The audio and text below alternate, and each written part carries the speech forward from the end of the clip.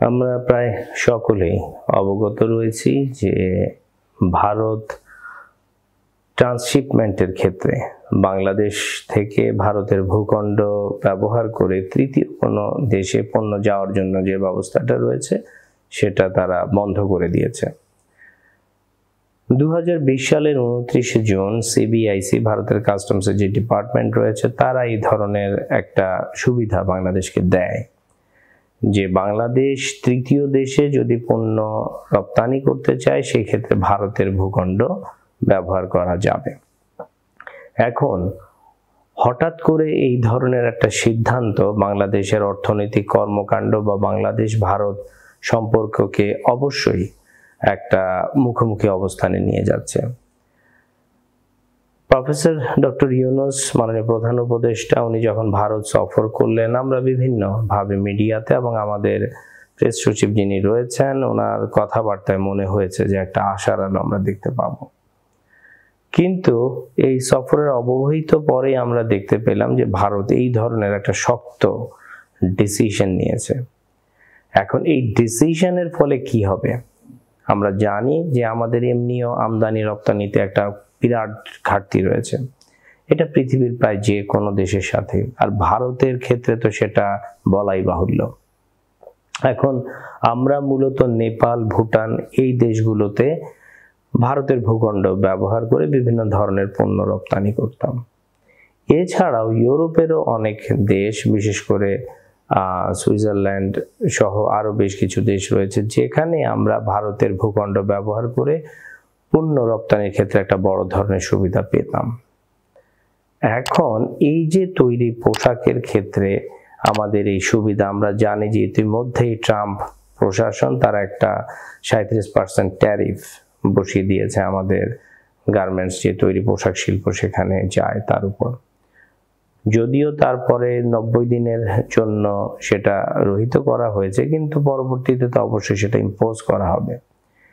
এখন হঠাৎ করে বিভিন্ন পক্ষ থেকে বাংলাদেশের অর্থনীতির উপরে এই যে প্রবল একটা চাপ এটা কিন্তু যথেষ্ট চিন্তার কারণ উদ্রেক করছে, কারণ আমরা জানি যে এই সরকার তাদের জনভিত্তি সেই অর্থে ততটা নেই এবং তারা যেইভাবে কাজ করছে সেখানে বিগত রেজিমের কর্মকাণ্ডের কারণেই অর্থনীতি একটা খুব দুর্বল অবস্থানে ছিল।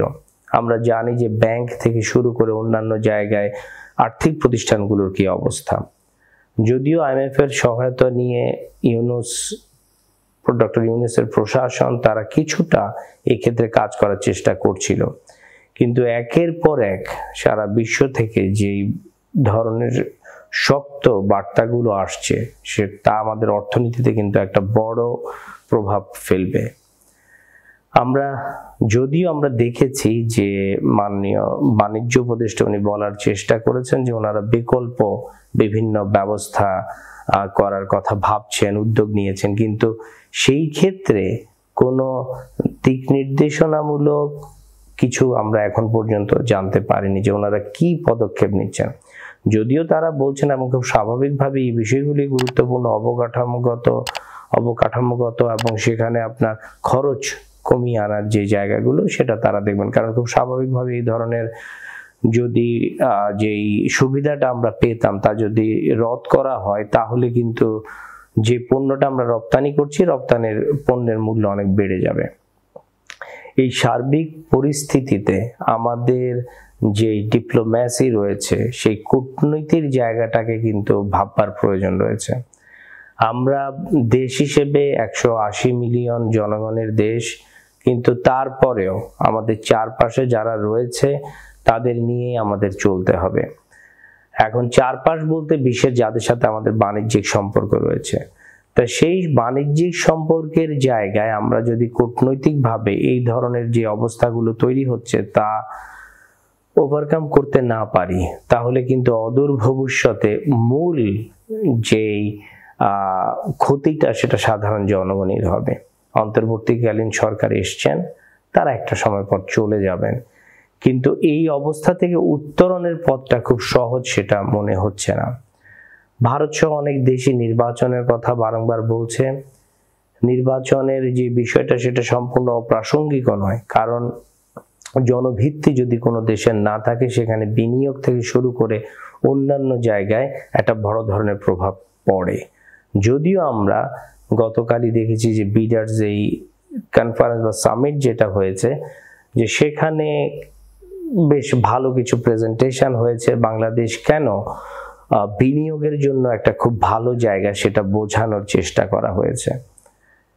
প্রেজেন্টেশন খুব সুন্দর, উদ্যোগগুলিও ভালো, এবং আমরা ওয়ান স্টপ সার্ভিস দেওয়ার চেষ্টা করছি, কিছু কিছু ক্ষেত্রে সেটা আমরা দিতেও পারছি। কিন্তু এখানে মূল বিষয় হচ্ছে যে যারা ইনভেস্ট করবে তারা কিন্তু চুলচেরা বিশ্লেষণ ইতিমধ্যে করেছে এবং সামনেও করবে। আর এই অন্তর্বর্তীকালীন সরকারের সময় যে তাদের ব্যবসা হবে বিষয়টা তা না। অন্তর্বর্তীকালীন সরকার যখন চলে যাবে, রাজনৈতিক যে এনভায়রনমেন্টটা তারা ফেস করবে, সেই ক্ষেত্রে তারা তো বছরের পর বছর ব্যবসা চিন্তা করছে এবং বৃহৎ অর্থলগ্নির একটা বিষয় রয়েছে। তো সামগ্রিকভাবে বাংলাদেশের যেই পরিস্থিতি, বাংলাদেশে তাদের জন্য বিনিয়োগ বান্ধব একটা পরিবেশ রয়েছে তা কিন্তু দেখার প্রয়োজন। তো যার ফলশ্রুতিতে আমার মনে হয় যে দেশের রাজনৈতিক যেই স্থিতিশীলতা সেটা নিশ্চিত করা, এবং সেই ক্ষেত্রে রাজনৈতিক দলগুলোর সাথে নিয়ে আমরা বারংবার সেটা বলছি যে একটা সময় উপযোগী সিদ্ধান্ত প্রয়োজন।